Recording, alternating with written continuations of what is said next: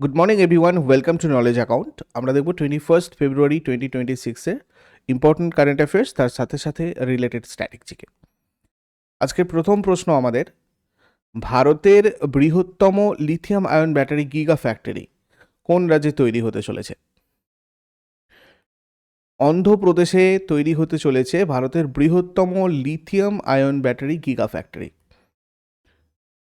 আনাকাপল্লী জেলার রামবিলিতে ভারতের বৃহত্তম integrated lithium ion battery giga factory তৈরি হতে চলেছে। এই প্রজেক্টটা তৈরি করছে ভারি ইঞ্জিনিয়ার্স। ৮,১৭৫ টাকা এটার জন্য বিনিয়োগ করা হয়েছে। এই ফ্যাক্টরির ক্ষমতা হবে 16 GWh। এখানে ব্যাটারি সেল ম্যানুফ্যাকচারিং থেকে স্টার্ট করে ব্যাটারি প্যাক অ্যাসেম্বলি এবং বড় আকারের এনার্জি স্টোরেজ সিস্টেম তৈরি করা হবে। বিদেশের ওপর যাতে নির্ভরতা কমানো যায়, ভারতকে ব্যাটারি উৎপাদনে স্বনির্ভর করা যায় এবং ক্লিন এনার্জি বা স্বচ্ছ শক্তির ব্যবহার বাড়ানো যায় সেই কারণে। অন্ধ্রপ্রদেশ গঠিত হয়েছিল 1953 1 অক্টোবরে। রাজধানী অন্ধ্রপ্রদেশের অমরাবতী। আন্তর্জাতিক কোনো সীমানা নেই। অন্ধ্রপ্রদেশের উত্তরে তেলেঙ্গানা আর ছত্তিশগড়, দক্ষিণে তামিলনাড়ু, উত্তর পূর্বে উড়িষ্যা, পশ্চিমে কর্ণাটক এবং পূর্বে বঙ্গোপসাগর রয়েছে। টোটাল 26টা জেলা রয়েছে। সরকারি ভাষা তেলেগু। বিধানসভার আসন রয়েছে 175টা, রাজ্যসভার 11টা, লোকসভার আসন 25টা। Andhra Pradesh high court Amaravati high court. প্রথম রাজ্যপাল চন্দুলাল মাধবলাল ত্রিবেদী, বর্তমান রাজ্যপাল বিচারপতি এস আব্দুল নাজির। প্রথম মুখ্যমন্ত্রী টি প্রকাশম, বর্তমান মুখ্যমন্ত্রী N Chandrababu Naidu. State animal black বাক, স্টেট বার্ড রোজ রিং প্যারাকিট, স্টেট ট্রি নিম। অন্ধ্রপ্রদেশের উৎসব পোঙ্গল, দশেরা, উগাড়ি, দাক্ষিণাত্য উৎসব, ব্রহ্ম উৎসব, বিশাখা উৎসব, লুম্বিনী উৎসব, রায়লসীমা খাদ্য ও নৃত্য উৎসব। লোকনৃত্য এখানে যেগুলো যেগুলো রয়েছে: কুচিপুড়ি, দাপ্পু, ধিমসা, কোলাট্টম, বিলাসিনী নাট্যম, অন্ধ্রনাট্যম, বামকাল্পম, বীরনাট্যম, দাপ্পু, তাপেরাগুলু, লম্বাড়ি, ধিমসা, কোলাট্টম, বট্টাবামলে এগুলো। ন্যাশনাল পার্ক কী কী রয়েছে অন্ধ্রপ্রদেশে? পাপিকোন্ডা ন্যাশনাল পার্ক, রাজীব গান্ধী বা রামেশ্বরম ন্যাশনাল পার্ক আর শ্রী ভেঙ্কটেশ্বরা ন্যাশনাল পার্ক। আচ্ছা, পরের প্রশ্নে যাবার আগে জানিয়ে রাখি সবাইকে, যারা যারা নতুন রয়েছে, নলেজ অ্যাকাউন্ট এর মান্থলি কারেন্ট অ্যাফেয়ার্সের A4 size PDF knowledge account official অ্যাপের ইবুক সেকশনে অ্যাভেলেবেল। তোমরা প্রত্যেক মাসের কারেন্ট অ্যাফেয়ার্স ওখান থেকে কালেক্ট করতে পারো। আর ইয়ারলি কারেন্ট অ্যাফেয়ার্সের কোর্স রয়েছে তোমাদের, যেখানে পুরোই বছরের কারেন্ট অ্যাফেয়ার্স 4টে ভলিউমে পার্ট পার্ট করে তোমাদের দেওয়া রয়েছে ইবুক সেকশনে। তার সাথে সাথে সম্পূর্ণ বছরের বাছাই করা কারেন্ট অ্যাফেয়ার্সের মক টেস্ট সিরিজ তোমরা এই ব্যাচ থেকে পাবে। এছাড়া অন্যান্য ইবুকগুলোও তোমরা এই ইবুক সেকশন থেকেই কালেক্ট করতে পারবে। এছাড়া নলেজ অ্যাকাউন্ট অফিসিয়াল অ্যাপের কোর্স সেকশানে সরকারি চাকরির বিভিন্ন পরীক্ষা, বিষয়ভিত্তিক batch course, study material, test series পাওয়ার জন্য তোমরা যুক্ত হও। ওখানে বিভিন্ন টেস্ট সিরিজ রয়েছে, এক্সাম স্পেসিফিক, পিওয়াইপি স্পেসিফিক এবং ব্যাচেস রয়েছে যেগুলো বর্তমানে চলছে। তোমরা কনসালটেশনের জন্য এই নাম্বারে হোয়াটসঅ্যাপ অথবা কল করে নেবে। আচ্ছা, 2 নম্বর প্রশ্ন আমাদের যেটা, সেটা হচ্ছে 23rd বায়ো এশিয়া 2026 শীর্ষ সম্মেলন কোন শহরে অনুষ্ঠিত হলো? বায়ো এশিয়া 2026 শীর্ষ সম্মেলন এটা কোথায় হয়েছে? হায়দ্রাবাদ। তেলেঙ্গানার মুখ্যমন্ত্রী রেবন্ত রেড্ডি 17ই ফেব্রুয়ারি 2026-এ হায়দ্রাবাদে 23তম বায়ো এশিয়া শীর্ষ সম্মেলনের উদ্বোধন করেছেন। এই বছরের সম্মেলনের মূল থিম ছিল tech bio analyst, AI automation and revolutionary changes in life sciences. মূল লক্ষ্য লাইফ সায়েন্স বা জীবন বিজ্ঞানে AI,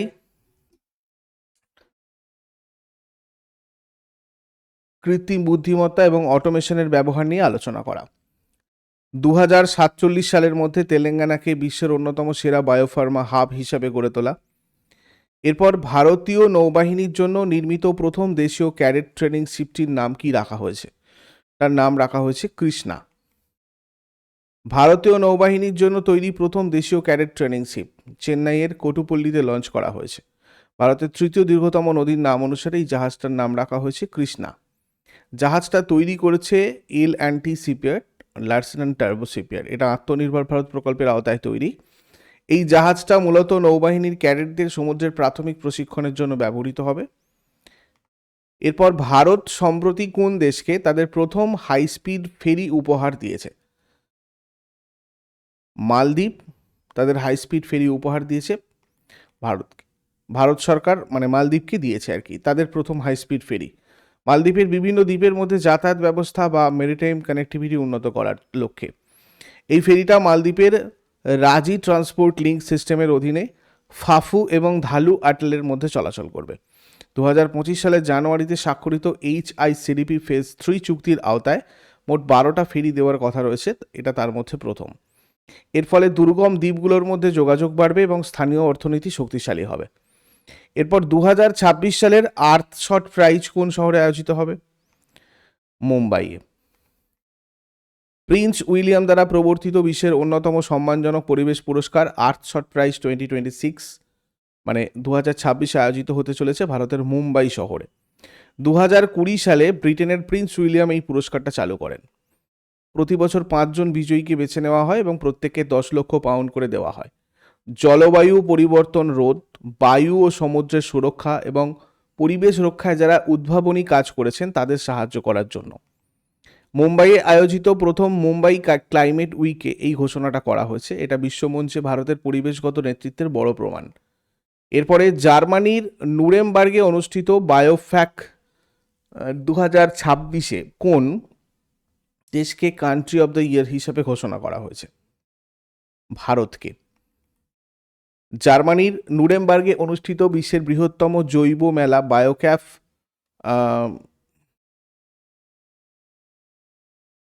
এটা অ্যাকচুয়ালি বায়োফ্যাক হবে, যাই হোক, তো এইটাতে মেঘালয় প্রথমবারের মতো অংশ নিয়েছে। উত্তর পূর্ব ভারতের একটি নির্ভরযোগ্য অর্গ্যানিক সোর্সিং ডেস্টিনেশন বা জৈব পণ্যের উৎস হিসাবে নিজেকে তুলে ধরার লক্ষ্যে এই মেলায় ভারতকে কান্ট্রি অব দ্য ইয়ার হিসাবে সম্মান দেওয়া হয়েছে। বিশ্বের বৃহত্তম অর্গ্যানিক প্রোডাক্টের মেলা এটা। 14 বছর পর ভারতে আবার কান্ট্রি অব দ্য ইয়ার নির্বাচিত হয়েছে এক্ষেত্রে। এরপরে Indo French centre for AI in health ভারতের কোন প্রতিষ্ঠানে স্থাপন করা হয়েছে? এইমস, নিউ দিল্লিতে। ভারতের এইমস এবং ফ্রান্সের মধ্যে সহযোগিতায় তৈরি হয়েছে Indo French centre for AI in health. 18 থেকে 19 ফেব্রুয়ারি 2026 তারিখে আয়োজিত রাস 2026 সম্মেলনে ভারতের স্বাস্থ্যমন্ত্রী জেপি নাড্ডা আর ফ্রান্সের প্রেসিডেন্ট ইমানুয়েল ম্যাক্রন এটা উদ্বোধন করেন। চিকিৎসা ক্ষেত্রে এআই ব্যবহার করে গবেষণা বাড়ানো এবং মস্তিষ্কের স্বাস্থ্য আর নিউরোসায়েন্সের উন্নতি ঘটানো হচ্ছে মূল লক্ষ্য। ভারতের পক্ষে এইমস নিউ দিল্লি আর আইআইটি দিল্লি সহযোগী প্রতিষ্ঠান, আর ফ্রান্সের পক্ষে সরবন ইউনিভার্সিটি আর প্যারিস ব্রেইন ইনস্টিটিউট। এটা ডাক্তারদের সঠিক রোগ নির্ণয়, চিকিৎসার সিদ্ধান্ত নিতে এআই এর সাহায্য দেবে, যেটা স্বাস্থ্যসেবাকে আরও ডেভেলপ করবে। এরপর ভারতের কোন রাজ্য প্রথম গ্রাফিন পলিসি অনুমোদন করেছে? গ্রাফিন পলিসি কেরালা অনুমোদন করেছে। গ্রাফিন হচ্ছে একটা কার্বনের 2D রূপ, যেটা এক পরমাণু পুরু একটা মৌচাক আকৃতির ষড়ভুজাকার কাঠামো এবং বিশ্বের সবচেয়ে পাতলা শক্তিশালী মানে ইস্পাতের চেয়েও 100 থেকে 200 গুণ বেশি নমনীয় এবং তাপ আর বিদ্যুৎ সুপরিবাহী পদার্থ। কেরালা ভারতের প্রথম রাজ্য হিসাবে পূর্ণাঙ্গ গ্রাফিন পলিসি অনুমোদন করেছে। কেরালাকে গ্রাফিন গবেষণা আর উৎপাদনের একটা গ্লোবাল হাবে পরিণত করার লক্ষ্যে পালাক্কাড়ে একটা ডেডিকেটেড গ্রাফিন ইন্ডাস্ট্রিয়াল পার্ক তৈরি করা হবে। এই প্রকল্পের আন্ডারে যেগুলো বলা হয়েছে, গ্রাফিন ভিত্তিক উদ্ভাবনের জন্য 200 কোটি টাকা ব্যয়ে একটা ডিজিটাল ইনোভেশন সেন্টার স্থাপন করা হবে।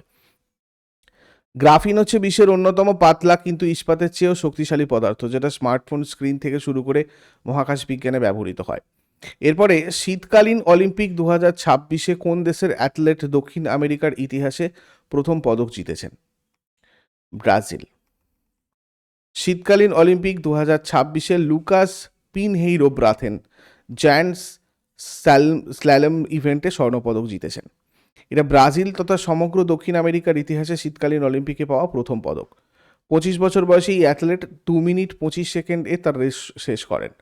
ভারতের হয়ে এই অলিম্পিকে আরিফ মোহাম্মদ খান স্ল্যালম ইভেন্টে প্রতিদ্বন্দ্বিতা করতে চলেছেন। 2026 সালের রাজকীয় ইটকুড়ি মহোৎসব ঝাড়খণ্ডের কোন জেলায় আয়োজিত হচ্ছে? চাতরাতে। ঝাড়খণ্ডের চাতরায় রাজকীয় ইটকুড়ি মহোৎসব 2026-এর আয়োজন করা হয়েছে 19 থেকে 21 ফেব্রুয়ারি পর্যন্ত, যেটা একটা 3 দিনের সাংস্কৃতিক আর ধর্মীয় উৎসব। এই উৎসবের মূল লক্ষ্য হচ্ছে ইটকুড়ির ঐতিহাসিক ভদ্রকালী মন্দিরের সাংস্কৃতিক আর আধ্যাত্মিক গুরুত্ব তুলে ধরা, ঝাড়খণ্ডের ধর্মীয় পর্যটন বা রিলিজিয়াস ট্যুরিজমকে বিশ্বের দরবারে পরিচিত করা। এরপরে আন্তর্জাতিক মাতৃভাষা দিবস পালন করা হয় কবে? এটা 21 ফেব্রুয়ারি পালন করা হয় আন্তর্জাতিক মাতৃভাষা দিবস। বিশ্বজুড়ে বিভিন্ন ভাষার বৈচিত্র্য আর মাতৃভাষার শিক্ষা বিস্তারের উদ্দেশ্যে এই দিনটা পালন করে ইউনেস্কো। আন্তর্জাতিক মাতৃভাষা দিবস উদযাপনের ধারণা ছিল বাংলাদেশের উদ্যোগে বাংলা ভাষার স্বীকৃতির জন্য বাংলাদেশিদের লড়াইয়ের উল্লেখযোগ্য সাক্ষী এই দিনটা। 1952 সালের 21শে ফেব্রুয়ারি বাংলাদেশে সরকারিভাবে বাংলাকে তাদের মাতৃভাষা হিসাবে ব্যবহার করার জন্য প্রচারণা চালাতে গিয়ে 4 জন ছাত্র নিহত হয়। জাতিসংঘের সাধারণ পরিষদ কোন বছরকে আন্তর্জাতিক ভাষাবর্ষ আর ইউনেস্কোকে lead agency of the year হিসাবে ঘোষণা করেছে? 2008কে। আন্তর্জাতিক মাতৃভাষা 2026-এর theme youth voices on multilingual education. 2026 সালে আন্তর্জাতিক মাতৃভাষা দিবস কততম সংস্করণ পালন করছে? 27তম। আগের দিনের হোমওয়ার্কগুলো দেখে নাও। পশ্চিমবঙ্গের মুখ্যমন্ত্রী মমতা বন্দ্যোপাধ্যায় শিলিগুড়িতে কার নামে একটি নতুন ক্রিকেট স্টেডিয়ামের তৈরির ঘোষণা করেছেন? রিচা ঘোষ। কোন রাজ্য 2025-26 সালে বিজয় হাজারে ট্রফি জিতেছে? বিদর্ভ। আর আজকে তোমাদের জন্য প্রশ্ন থাকবে, মগধ সাম্রাজ্যবাদের রূপকার বা প্রতিষ্ঠাতা কাকে বলা হয়? আর কুনিক উপাধি কে গ্রহণ করেছিলেন? এগুলো তোমরা কমেন্টে জানাও। চট করে আগের দিনেরগুলো কুইক রিভাইজ করে নেব। 20 ফেব্রুয়ারি 2026-এর কোয়েশ্চেন্স কী ছিল? ভারতের কোন রাজ্য প্রথম জোয়ারের বন্যাকে রাষ্ট্রীয় বিপর্যয় হিসেবে ঘোষণা করেছে? কেরালা। কোন কেন্দ্রশাসিত অঞ্চল বা রাজ্য প্রতিটি জমির পার্সেলকে একটি 14 সংখ্যার আইডি বরাদ্দ করার জন্য ভূ আধার ব্যবস্থা চালু করেছে? দিল্লি। ধ্যানগুরু রঘুনাথ ইয়েমুল গুরুজি কর্তৃক নির্মিত এবং হরিদ্বারে স্থাপিত বিশ্বের বৃহত্তম পারদ শিবলিঙ্গের ওজন কত? 5210 কেজি। 2026 সালের লোজার উৎসব তিব্বতী ক্যালেন্ডার অনুযায়ী কোন প্রাণীর বছর হিসেবে চিহ্নিত? ফায়ার হর্স ইয়ার। পতিত জমিকে চাষযোগ্য করতে এবং কৃষিতে স্বনির্ভর হতে নবোধন প্রকল্প কোন রাজ্য চালু করেছে? কেরালা। পিএম রাহাত স্কিমের অধীনে একজন দুর্ঘটনাগ্রস্ত ব্যক্তি সর্বোচ্চ কত টাকার ক্যাশলেস চিকিৎসা পাবেন? 1.5 লক্ষ টাকা। জাতীয় মহাসড়ক কর্তৃপক্ষ বাস্তুতন্ত্রের ভারসাম্য রক্ষায় মহাসড়কের পাশে কোন করিডোর তৈরির উদ্যোগ নিয়েছে? B corridor. ভারত কোন বিষয়ে সম্প্রতি গিনেস ওয়ার্ল্ড রেকর্ড করেছে? 24 ঘন্টায় দায়িত্বশীল এআই ব্যবহারের শপথ গ্রহণ। দক্ষিণ ইরাকে সম্প্রতি কোন প্রাচীন শহরের সন্ধান পাওয়া গেছে যেটা আলেকজান্ডার দ্য গ্রেটের সাথে সম্পর্কিত? কারাক্স স্পাসিনো। কে গুজরাটের গান্ধীনগরে ছত্রপতি শিবাজির অশ্বারোহী মূর্তি উন্মোচন করেছেন? স্বরাষ্ট্রমন্ত্রী অমিত শাহ। আইআইটি বোম্বে কোন আন্তর্জাতিক বিশ্ববিদ্যালয়ের সাথে এআই ম্যানুফ্যাকচারিং সেন্টার তৈরির জন্য চুক্তি করেছে? Colombia university. সুপ্রিম কোর্টের সাম্প্রতিক রায় অনুযায়ী ঋতুস্রাব স্বাস্থ্য সংবিধানের কোন অধিকারের অন্তর্ভুক্ত? মর্যাদার সাথে বাঁচার অধিকার। এগুলো ছিল আগের দিনের কোয়েশ্চেন্স, যেগুলো আমরা রিভিশন করলাম। ইউজফুল বলে মনে হলে অবশ্যই সবাই লাইক করো, কমেন্ট করে তোমাদের মতামত জানিও। আর প্রতিদিন সকাল 6টার সময় ডেলি কারেন্ট অ্যাফেয়ার্সের আপডেটের জন্য নলেজ অ্যাকাউন্টকে সাবস্ক্রাইব করে বেল আইকন প্রেস করে অলে ক্লিক করে রাখো।